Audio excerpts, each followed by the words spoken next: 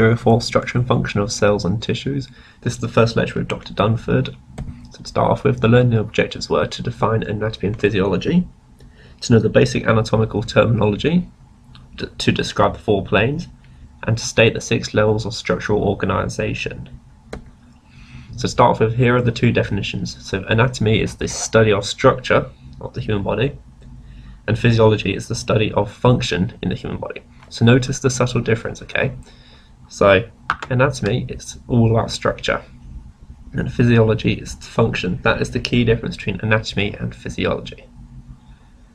Okay, so this is the first part of more anatomical terminology. So to start off with, we've got gross anatomy, which is a definition given to the whole structure of an organ or something like that. Then you've got microscopic anatomy, which is going down to the microbial level. So for example, here we have a vein. We can see the central vein here, the outer of the vein, the hepatocytes, and all sorts like that.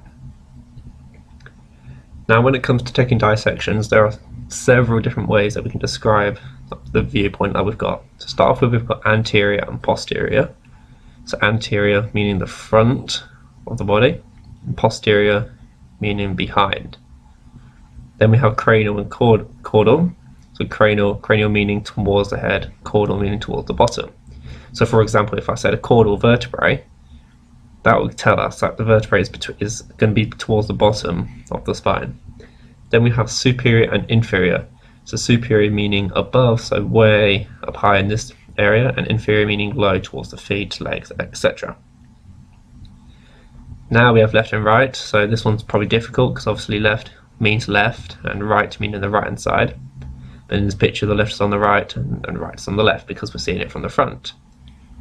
Medial and lateral, so medial meaning towards the middle and lateral meaning towards the sides. Proximal and distal, proximal meaning close towards the trunk, and distal obviously meaning distance, meaning far away. So now we're going to talk about the 4 planes. So if I was to take a sagittal cut from this cube that we've got here, I'll be dividing it between left and right, as we can see from this black line here. Next, we have an oblique cut. So an oblique cut is a diagonal cut across it. A transverse cut is a horizontal cut, splitting it from top to bottom. And then finally, we have a coronal or frontal cut. So that's dividing it from front to back. So this cut's going down this way.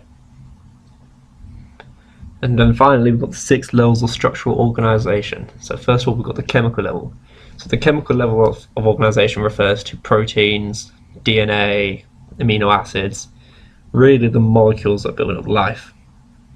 Then when you stick all that together, you get the cellular level. So obviously cellular level meaning a single cell. So here we have just a normal cell. That would be the next step up. Then when we get a group of cells together, the next step up from that is a tissue. So this is a diagram of skin tissue. So we can see the dead skin here, then obviously the different layers as we progress from the keratinized and onwards.